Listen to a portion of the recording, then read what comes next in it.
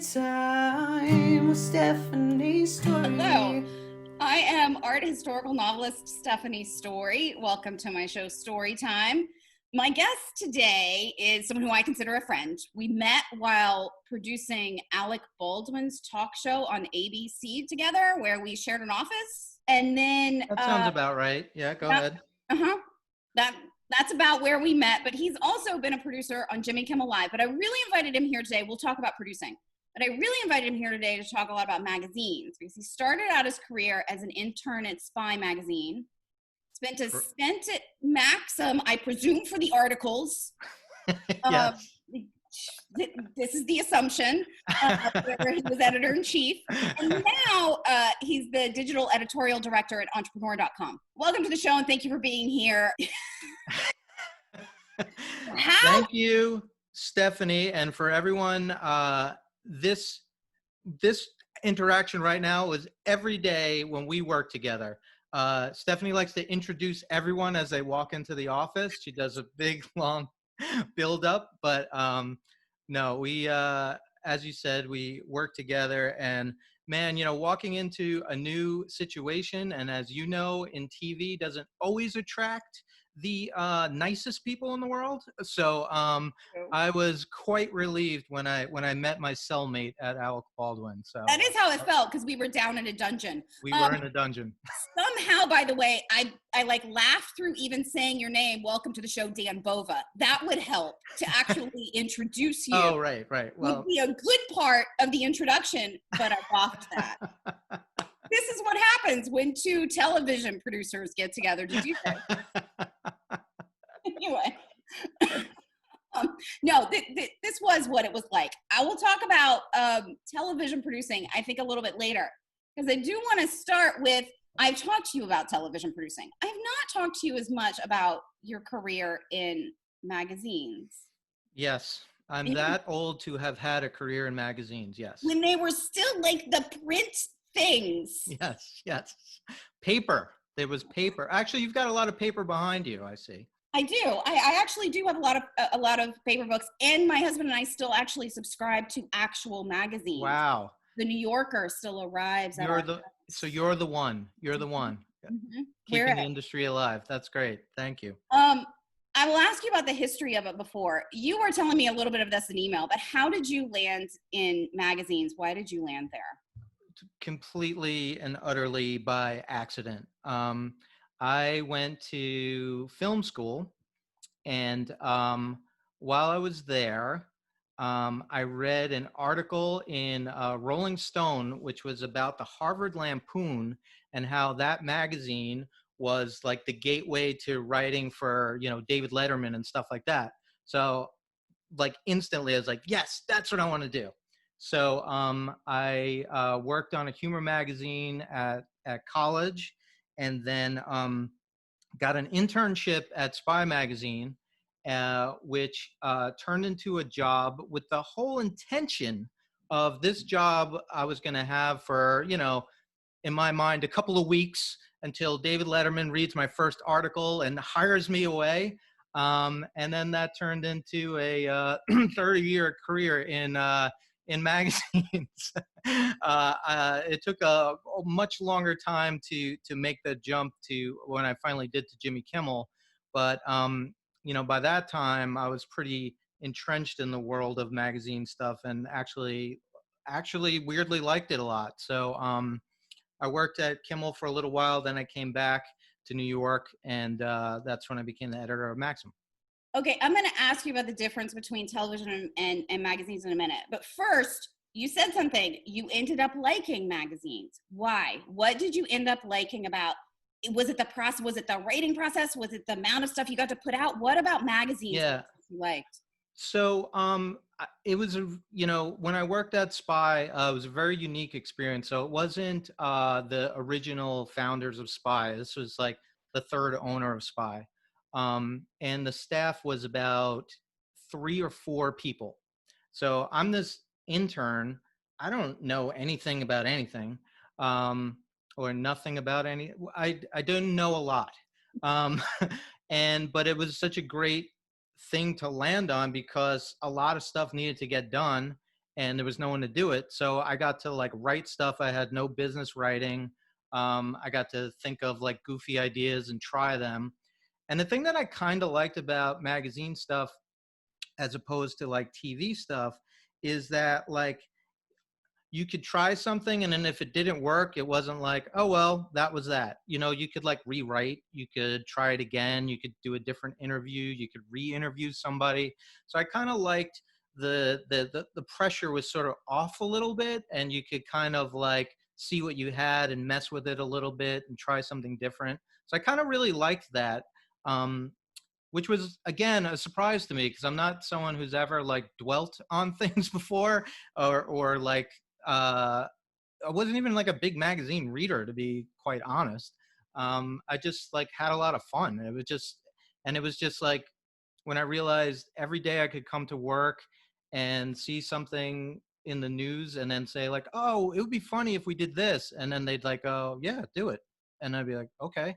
So it was just like this open door to try things. Do you think that's fascinating? I had never thought about that being in the magazine world like that. Do you think that's amplified or less now that it's all digital? So I think it was a very unique experience because if I had started at like a big magazine like GQ or something like that, where there's a lot of layers of editors, I think I would have had a very different experience where, there's a lot of hierarchy, there's a lot of, 4 or 5 people reading your thing and telling you it sucks. So I didn't really have that initial experience. So I think that was great for me, just like as a confidence builder. I think it probably in the digital world, it's probably a lot more like my experience in that there's this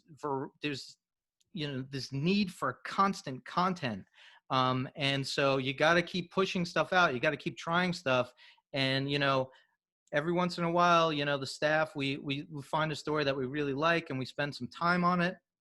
Sometimes that time pays off. Sometimes nobody reads it. And, 20,000 people read the thing that you spent 5 minutes on, which can be great and extremely disheartening at the same time. So I know that the changes in magazine from the time you were at Spy Magazine, then Maxim, now you're at Digital. I know the landscape has changed a lot. yeah. I know most magazine people are terrified by that because of the move to digital. Are you more comfortable in that with most people? Is it still awful that magazines have left the paper thing? Do you like the digital thing? You're the head of the digital, so I assume you're going to say digital's great, but I get paid 10 cents every time I say the word digital. So right. digital, digital, digital. So I assume that's coming. Well, I feel like we're sort of through what's that? Not the looking glass. I don't know. Think of something interesting that would have been a good analogy to say that we, so at Entrepreneur, for example, there is a dedicated digital staff and there's a dedicated print staff, but we all do, digital people work on the magazine. The editor-in-chief of the magazine is a huge presence on our website and on our social feeds. So it's not there's not a clear divide. Back in the day when I was at Maxim or Stuff magazine before that, there was very much a divide of that's the digital people and this is the print. And at that time, print was king. So the digital was like, oh, whatever, we'll just throw something on the website. What's a website anyway? But now I feel like everything that goes in the magazine goes on digital. But I would say this, that it's interesting that the people who are featured in a magazine love it and desperately want to be in the magazine. It just means so much to them to be like printed on paper and for that tangible thing like this. And then immediately they're like, can you send me the link to that story? So, they want both, but print still means a lot to people. And we hear from our readers all the time that it's like they when the new one comes in the mail, like they love it, so that's pretty cool. Okay, but now, so you've been you were hoping you were going to be in film, and then you land in magazines, you're in magazines, and then you finally get the gig Yes. on Jimmy Kimmel. Yes. What is it? Oh, okay. So to me, television production to noveling was extraordinarily different because one's really collaborative and one's really not. It's Yes. all on me. Yeah, But yeah, yeah. magazines is a little bit more collaborative. Were there huge differences between the magazine world and the TV world? Yes, yes, Okay. absolutely. Because you know, as I was alluding to before, a monthly magazine, which now just seems like crazy. Like we had an entire month to put together this issue. You know, you write the story, editor looks at it, bounces it back. You know, the pace isn't exactly like da, da, da, da, da. Whereas, you know, so when I started at Kimmel, it was live.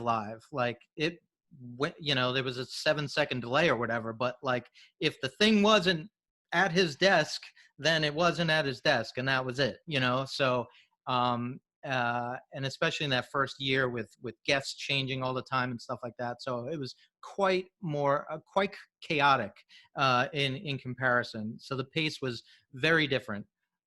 So that took a little bit getting used to, but you know, it was awesome, and it was like electric. And after every show, you just were like buzzing because you just like you couldn't believe that it came together. And then the next morning, you couldn't believe that you had to do it all over again.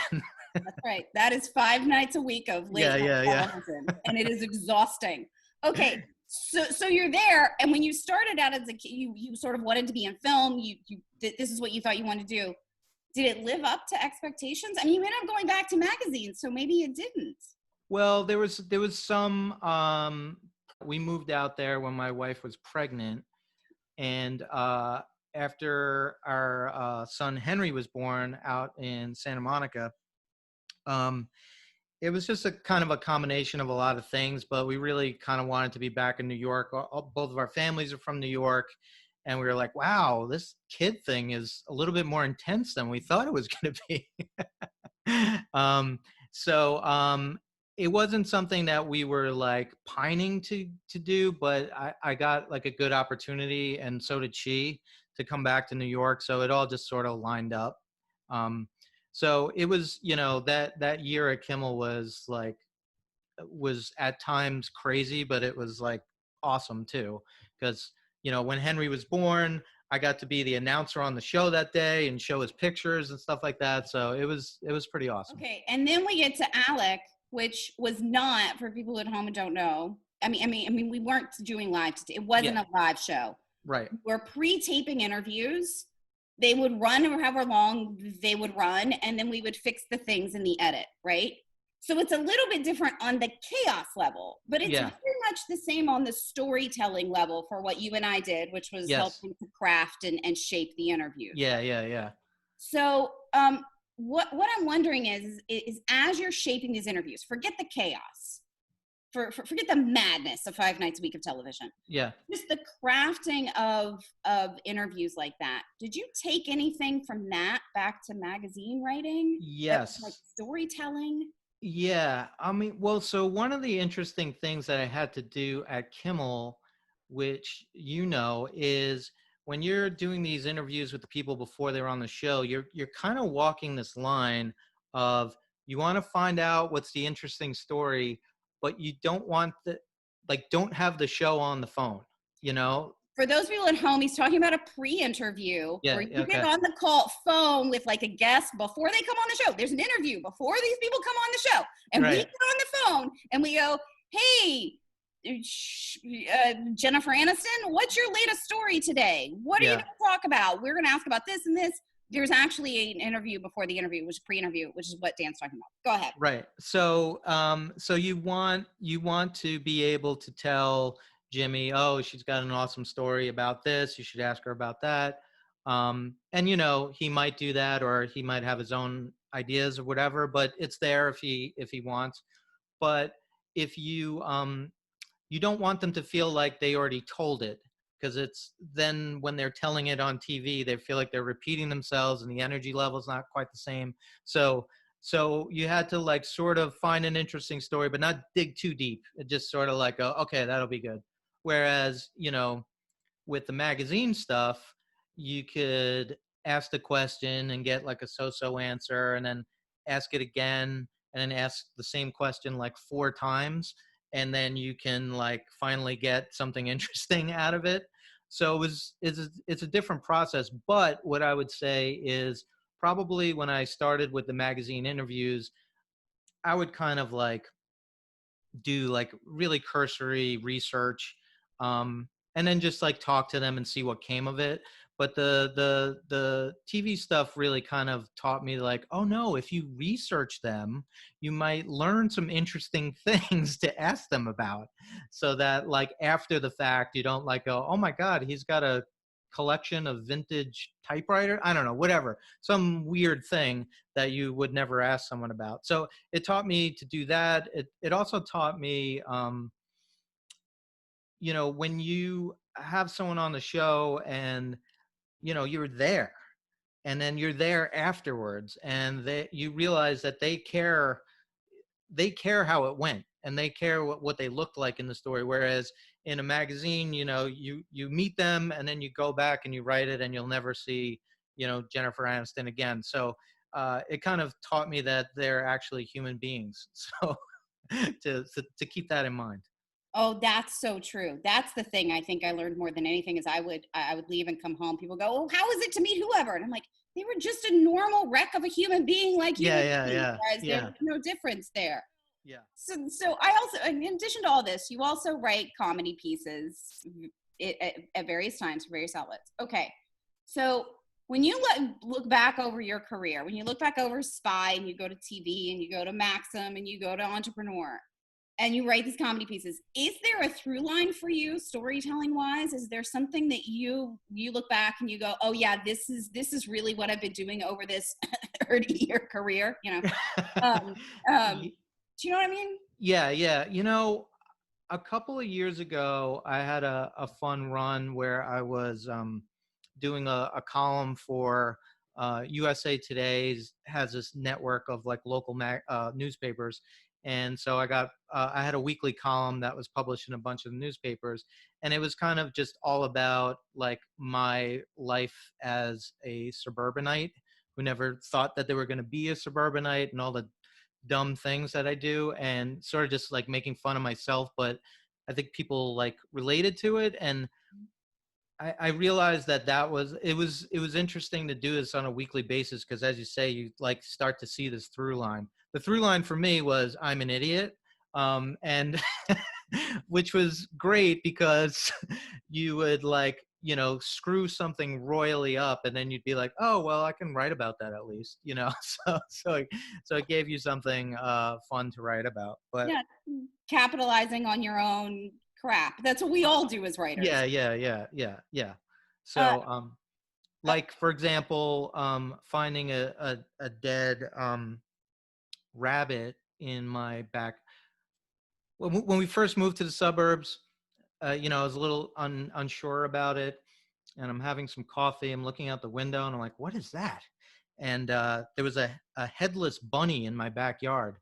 So I'm like, "Oh Jesus!" So I go outside, and I'm like looking at it, and my neighbor opens her door, and she's like, "You should call the police." So I was like, yes, that's a great idea. So I did. And then a police car arrives at my house, and a cop steps out, and he goes, you call about the dead bunny? And in that moment, I was like, oh my God, I did call the police about a dead bunny. So, that was a pretty good moment. So most of my stuff was telling stories like that. that's brilliant that you called the police over a dead bunny. That's unbelievable. That's such like a city boy thing to do, by the way. You left the city, you went out to the burbs, you're like, oh my gosh. So Yeah. stupid. I didn't know what I thought. They were gonna have crime scene tape, fingerprints. I don't An know what I investigation expected. who killed the bunny? Okay. And so we're in the middle of the global pandemic that we do not Wait, know what was that? when it will end. I didn't. I've been in my basement for a long time, so I haven't been keeping up with the news. right? That's how we all feel. Like we don't know what's happening. So we're in the middle of global pandemic. It's social unrest and the whole world's falling apart. We don't know what's happening. Right. So are you working? So I presume you're working from home. Yep.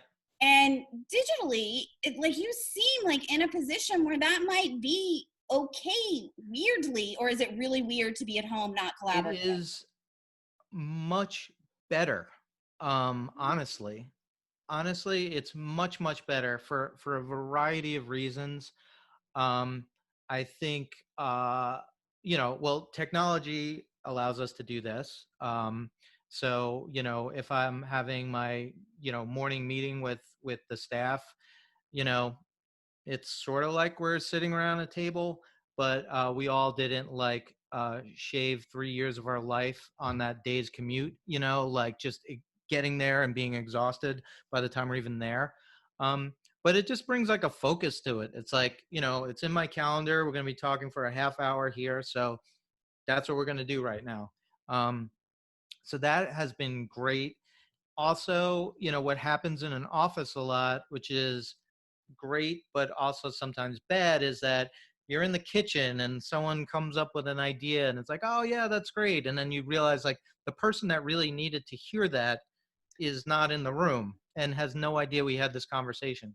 So there's a lot less of that going on. And I think, from our standpoint, just from our editorial voice, it's actually given us a pretty sharp focus, like with entrepreneur, people running small businesses or trying to run small businesses.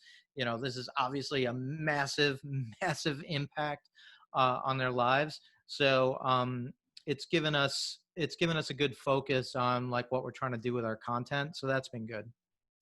That's very true. The people you're writing about and the people you're covering are being really in major ways. I mean, not that everybody's not being impacted by this, but people who are Right. running their own business and trying to get it out there. No, I've had to switch from in-person things to digital events. It's been this like big, huge shift in how you approach your Yep. entire job. Yep. Has that made it easier or harder to develop content?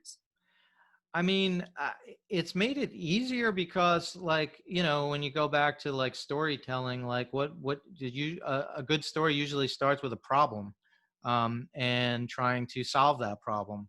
Mhm. And there is no shortage of problems. There's so many different angles to take just in terms of storytelling, but also like, from the perspective of, we talked before about, uh, you know, 3 people read this story, 20 people read that story, 2,000 people read this one. It makes it less about that and a little bit more about like feeling like you're contributing in some way to trying to help in this like crazy situation. So that part of it, I think for the staff, they feel it's not just I'm teaching people how to do better marketing just for the sake of them making more money. It's better marketing so people know that your store has curbside delivery now, stuff like that. I said last question, but now I have one more. You host your Wait a own. minute. No. Stop You it. said one last question. No, I'm taking that back. Okay, so you host your own podcast Yes, on entrepreneur.com. I It is. believe you've been on it. I have. I have been on it. But my question is, because it's been so funny for me to do this, interviewing people after 20 years of producing interviews. Because unlike you, I just spent 20 years producing Right. the interviews. Um, after producing for other people, how is it asking your own questions and hosting your own show? Which one do you like better? Do you like doing it for yourself, or do you like shoving it into somebody else's hands? I have to say, so when I was getting ready to, sign on here, I had this moment of like, oh shit, I don't have my questions. And I was like, oh no, I'm going to be asked questions. So, so I think there's part of it, like when you do, when there is a host that you're giving questions to, and, specifically like with Alec, like it was kind of like, all right, here's some stuff he can work with, but he's the pro and he's going to take this in whatever direction, and I could just sit back and watch and enjoy it.